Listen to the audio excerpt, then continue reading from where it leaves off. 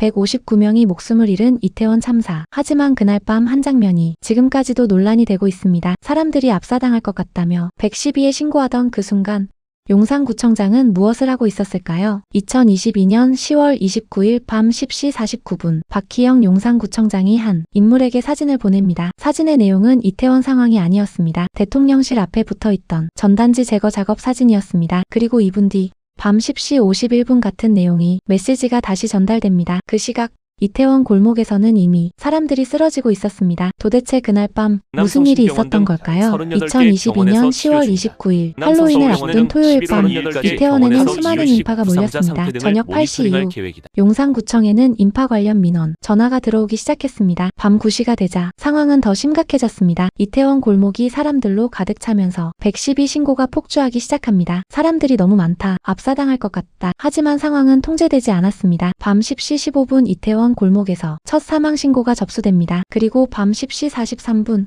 재난대응 1단계가 발령됩니다. 하지만 바로 그 시간 용산구청장이 보낸 메시지는 참사 대응과 전혀 다른 내용이었습니다. 밤 10시 49분 대통령실 앞 전단지 제거 완료. 그리고 사진이 함께 전달됩니다. 이 메시지는 윤석열 대선 캠프 국방정책자문단 인물로 알려진 정재관 씨에게 전달됐습니다. 그리고 10분 뒤 밤 10시 59분 박희영 구청장은 이태원 참사 현장에 도착합니다. 이미 구조가 시작된 뒤였습니다. 하지만 논란은 여기서 끝나지 않았습니다. 참사 다음 날인 10월 30일 박 구청장은 끝자리 8100인 대통령 경호처 번호와 통화합니다. 오전 9시 45분 50초간 통화가 이루어졌습니다. 그리고 9시 53분 이번에는 경호처에서 전화가 걸려옵니다. 같은 날 오후에는 용산구청 비서실장도 경호처 번호와 통화한 기록이 확인됩니다. 특조위는 참사 대응 논의였는지 혹은 다른 이유였는지 조사가 필요하다고 보고 있습니다. 이 논란은 이후 재판으로 이어졌습니다. 박희영 구청장은 이태원 참사 대응 부실 혐의로 구속됐습니다. 그리고 약 2년 7개월 뒤 공황장애 등을 이유로 보석 석방됩니다. 하지만 구치소 앞에는 유가족들이 기다리고 있었습니다. 계란이 날아들고 차량을 막아서는 항의가 이어졌습니다. 유가족들은 말합니다. 사과 한마디 없이 떠났다. 이태원 참사는 단순한 사고가 아니라 대한민국 사회가 재난에 어떻게 대응했는지를 묻는 사건이 됐습니다. 그날 밤 왜 더 빨리 대응하지 못했는지, 왜 위험 신호를 놓쳤는지, 그리고 책임은 누구에게 있는지 지금도 그 질문은 완전히 끝나지 않았습니다. 오겠습니다. 이건 축제가 아닙니다.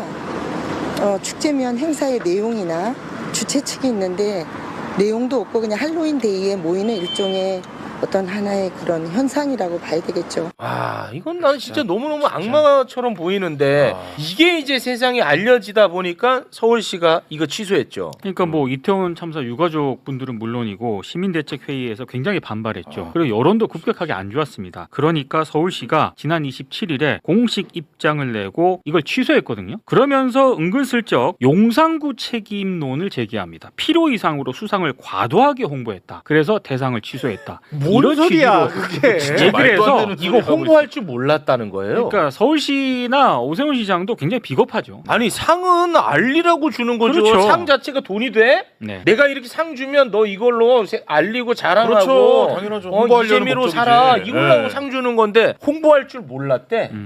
아니 상 준 놈이 잘못한 거지. 그렇죠. 일단. 맞습니다. 네. 그렇죠. 본인이 제일 잘못이 크지 무슨 맞습니다. 홍보한 게 잘못이야. 정치적 의도는 뻔하잖아요. 이제 좀 지났으니까 아까 말한 것처럼 이제 뜨거운 열기가 빠졌으니까 지들이 책임 있는 거를 저런 식으로 해가지고 물타기 하려고 하는 거지. 네. 너 근데 이거 너무 악마스럽지 않습니까? 정말 근데 수준인데 이태원 대책이 누구시죠? 유가족을 네. 대표분 뵀는데 네. 가장 걱정하는 건 박희영 구청장이 내년 지방선거에 다시 출마하려는 그걸로 계획을 하겠죠. 가지고 있다.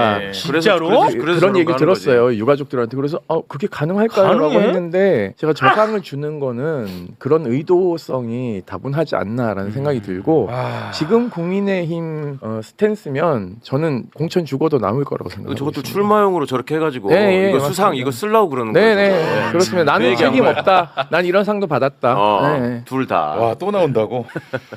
상상 보면 초월이죠. 기본적으로 이게 얼마나 큰 일인지를 그 거기까지 생각을 안 하는 것 같아요. 그러니까 그렇죠. 이태원 그런 것 참사가 얼마나 큰 재난이었고 그거의 심각성을 별로 그건 못 공감 느끼는 안 것 해. 같아요. 그게 가능한가요? 근데 아니 나도 가능할 그게 어떻게 가능한지 모르겠는데 그러지 않고서야 어떻게 용산구를 찍어서 가장 안전관리 우수 그것도 상으로- 헬로윈. 그러니까 그거를 상을 줄 수가 있어요. 저기 난- 좀 얘기해. 맨하탄 지방검찰청이 직접 수사해야 되겠다.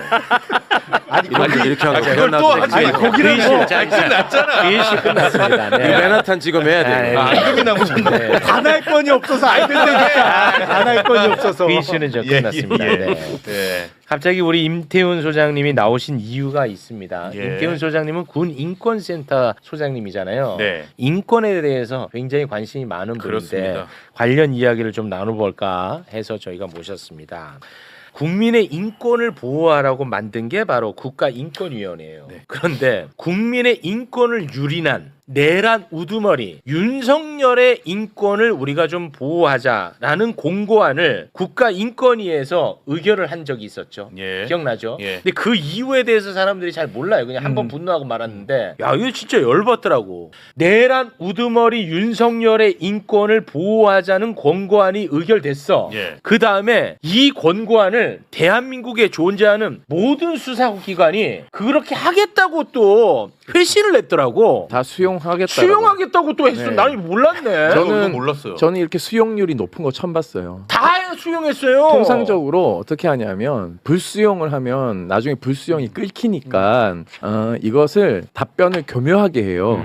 검토하겠다. 통상적으로 검토한다고 얘기해요. 근데 이번에 그래서- 수용했어요. 근데 이걸 수용을 이렇게 빨리 즉각적으로 하는 이게 거는 미친 거 아닙니까? 특히 권력기관들 검찰, 네. 경찰, 군대 이런 데가 즉각 수용을 하는 것은 제가 이례적으로 처음 봅니다. 와. 어느 정권에서도 네. 인권위가 권고를 하면 불수용을 하려고 많이 노력해요. 네. 근데 이렇게 빨리 하는 것도 저는 이것도 조은석 특검이 수사해야 된다고 생각합니다. 왜냐하면 윤석열 구속 취소에 가장 탄탄한 이론을 만들어준 게 안창호 위원장과 김용원 상임위원이에요. 네. 그리고 이것도 누군가에 의해서 외부에서 분명히 내통을 해서 이 공관이 나왔다고 생각하고 있습니다. 예. 저는 그 김장한 목사를 굉장히 의심하고 있는데요. 네. 김장한 목사가 왜 의심을 받냐면 본인이 지금 최상병 특검의 수사 로비로 네, 압수수색을 압수수색 받았고 당했죠. 교회도 압수수색을 여의도 순복음교회도 압수수색을 받았습니다. 네. 그러니까 저는 이들이 트럼프에게